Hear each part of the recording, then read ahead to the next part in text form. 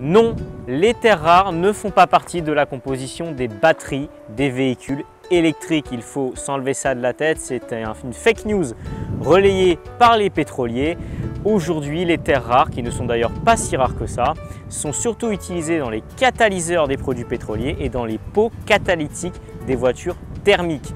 Certains véhicules électriques possèdent des terres rares dans la composition du moteur, bien que ce ne soit pas obligatoire, mais en tout cas, les batteries lithium-ion qui correspondent à l'écrasante majorité des technologies de batteries utilisées n'en utilisent pas.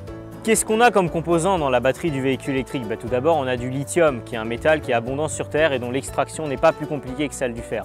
Ensuite, on a du cuivre, du nickel, du manganèse et malheureusement, et c'est là que le bas blesse, du cobalt. Et c'est cette extraction du cobalt qui pose des problèmes environnementaux et humanitaires dans des pays comme la République démocratique du Congo ou la Chine.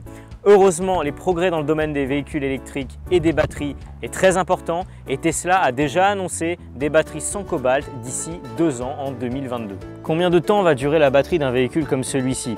Eh bien, j'ai envie de dire que ça dépend de l'utilisation que l'on en a. On va dire qu'en moyenne, on estime la durée de vie d'une batterie à 1500 cycles, ce qui représente 10 ans ou 260 000 km. Mais là encore, les progrès sont constants et Tesla, encore une fois, a annoncé une batterie d'ici 2 ans qui pourrait avoisiner les 1,6 million de kilomètres en durée de vie.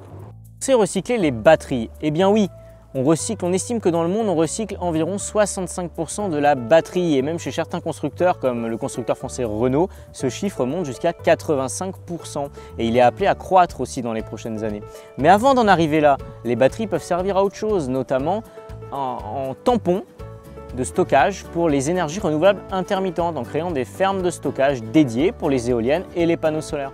La question des batteries est très importante et je te mets quelques sources et quelques infos en description de la vidéo pour t'aider un petit peu. On va y voir un peu plus clair et il y aura de nouvelles études et certainement de nouvelles polémiques quant à la fabrication des batteries pour les véhicules électriques. Nous n'en sommes qu'au tout début. Voilà l'ami, j'espère avoir répondu un petit peu à cette question-là.